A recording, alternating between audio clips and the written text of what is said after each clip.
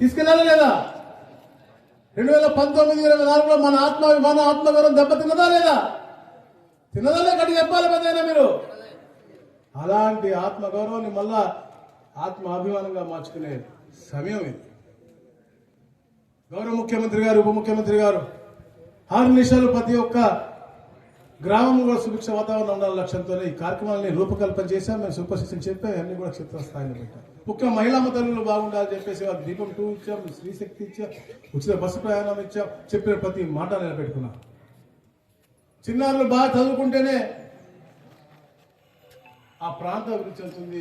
ఉద్యోగ ఉపాధి అవకాశాలు ఏది కల్పిస్తా ఉన్నారో దాంట్లో ఉపాధి కల్పగలరు, ఆ కుటుంబాన్ని బలపరచగలని చెప్పే లక్ష్యంతో ప్రతి ఒక్కరు చదువుకోవాలి అనే లక్ష్యంతో తల్లికి వందనం. ఎంతమంది పిల్లలు ఉంటే అంతమందికి చరిత్రలో ఎవరు ఊహించని విధంగా ఆ 5 పిల్లలు ఉంటే 65,000 రూపాయలు కూడా ఇచ్చే విధంగా ఆ కార్యక్రమాలు చేసినటువంటి ఘనత గౌరవ లోకేష్ గారు.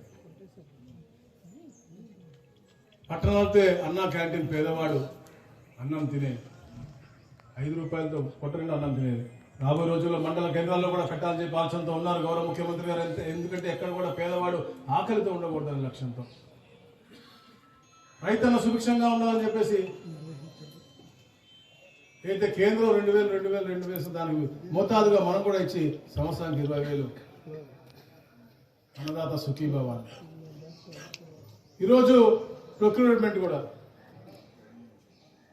చరిత్రలో ఎప్పుడు మనం ఈ ప్రాంతంలో ఇంత భాషగా మనం చూడలేదు. ఎప్పుడు కరెక్ట్గా నాకు ఇచ్చారు. దాదాపుగా 256 కోట్ల రూపాయలు పేమెంట్స్ ఆల్రెడీ అయిపోయినాయి. 1,00,000 మెట్రిక్ టన్నులు ఇప్పటికి కొనుగోలు చేశారు. చిన్న చిన్న